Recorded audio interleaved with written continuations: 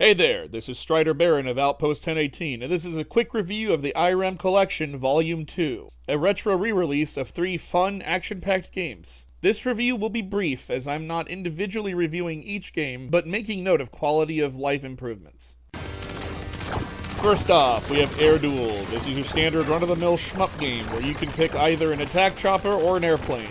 It's rather fun, and reminds me a lot of Raiden and even Aero Fighters, namely due to Aero Fighters in this game having a similar control scheme for their helicopters. Either way, it's got a feature where you can pick your aircraft between stages, and not just at the beginning of the game like most shmups. This game can be played with a friend, though you could probably beat it on your own. Next, we have Gun Force, also known as Gun Force Battle Fire Engulfed Terror Island, which I'm sure is quite a mouthful to many of you. It's a fun shmup I'm quite familiar with, as I actually used to play this on SNES some long while ago. Both the Super Nintendo version that I'm familiar with, as well as the arcade version that it's based off of, are present in this collection. Being a classic run-and-gun game, the gameplay is straightforward and can be played with either a friend or solo. It's similar to Contra as well as Metal Slug. In fact, Metal Slug is connected to this game. But I'll talk to you about that in a moment.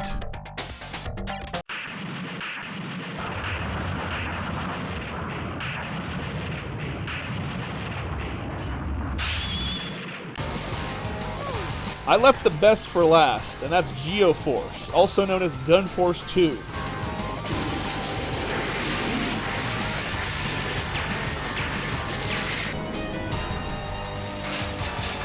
It's an improvement over Gun Force 1, as a variety of things have been added. You can rescue hostages, unlike in the first Gun Force. You can jump onto better vehicles. There's cartoony and sometimes outlandish boss fights. You can carry 2 weapons simultaneously. You're able to choose between a guy or a gal, and the game begs to be played with a friend, though you can probably solo it without any issue. A quick little tidbit as promised. Some people call this game Metal Slug Zero, as the gameplay elements are extremely similar to that of Metal Slug, and more importantly, the same developers who worked on it later created Metal Slug under Neo Geo after having left Irem. I can personally see the resemblance between the two games, especially given the boss fights and art style, but that's a matter for another time. Now, the Irem Collection Volume 2 itself has an excellent save system that lets you save and load progress seamlessly. You also have a rewind feature if you want to undo a mistake during any given gameplay session, though it will reset every time you load a game, and you can only rewind to where you loaded from.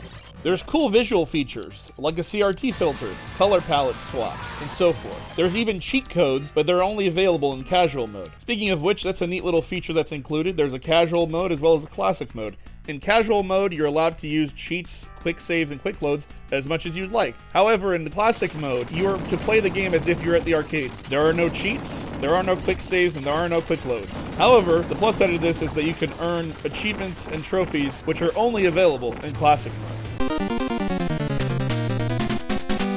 Now, I can't think of anything bad about this re-release compilation. The controls are great and quite responsive. The included features make it comfortable to pick up. It's got great quality of life improvements, like the aforementioned save and load features, the extra bits like screen filters, CRT effects, cheats, and whatnot. The only thing I can think of that's a negative is how there aren't more games in the compilation that Irem could have included, which would have given more gameplay hours to the compilation. Other than that, this is a pretty solid re-release of 3 already solid games, a 4th if you include the Super Nintendo release of Gun Force. My final score for Irem Collection Volume 2 is 9.5 out of 10, with a subtraction of half a point simply due to the sparse number of games in the compilation. A quick note, this game is available as physical media on Strictly Limited, just as the previous review I did on Shadow of the Ninja. Keep in mind, we're not sponsored or endorsed by Strictly Limited. This has been Strider Baron, signing out.